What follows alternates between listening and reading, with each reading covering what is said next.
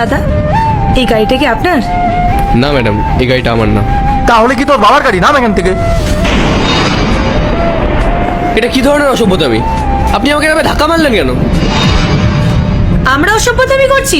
তো সাহস হলো কি করে আমার গাড়ির ওপরে ভেবে নবমের মতো বসে থাকার? এতে কি এমন হয়ে গেছে ম্যাডাম? আমার পায়ে একটু ব্যথা করছিল, তাই জন্য আমি গাড়িতে বসেছিলাম। তোর পায়ে ব্যথা করছিল বলে তুই আমার এত দামি একটা গাড়ির উপর উঠে বসে থাকবি? তুই জানিস সেই গাড়িটার দাম কত?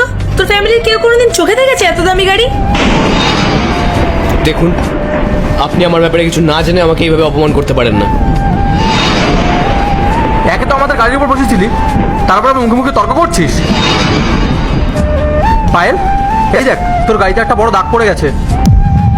এই, তুই আমার গাড়ির উপর স্ক্র্যাচ ফেলে দিয়েছিস? আর আপনি এসব কি বলছেন ম্যাডাম? গাড়ির উপর বসলেই গাড়িতে দাগ পড়ে যায় নাকি? আমি এসব কিছু করিনি। তাহলে কি দাগটা আমি করেছি? চোখে দেখতে পাচ্ছিস না দাগটা? আমার গাড়ির ওপর তুই নবমের মতো পা ছড়িয়ে বসেছিলিস, তাহলে এই দাগটা তুই করিস না তো আর কে করবে?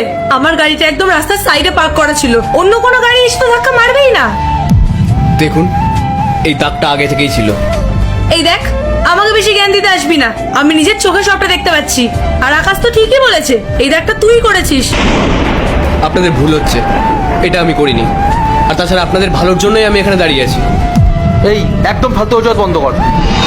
তুই যে আমাদের ক্ষতি করেছিস এর জন্য টাকা বের কর আর এখান থেকে বিদায় হ। হ্যাঁ আকাশ, তুই ঠিকই বলেছিস। এই স্ক্র্যাচটা সারাতে আমাদের বেশ ভালোই টাকা খরচা হবে। তুই এক কাজ কর, আমাদের কেটে রিপেয়ারিং করে টাকাটা দিয়ে দে, তারপর তুই এখান থেকে চলে যা। আশ্চর্য, আমি যখন কিছু করিনি তাহলে আমি কেন ফালতু ফালতু টাকা দিতে যাবো? তোর কাছে কি কোনো প্রমাণ আছে যেটা তুই করিসনি?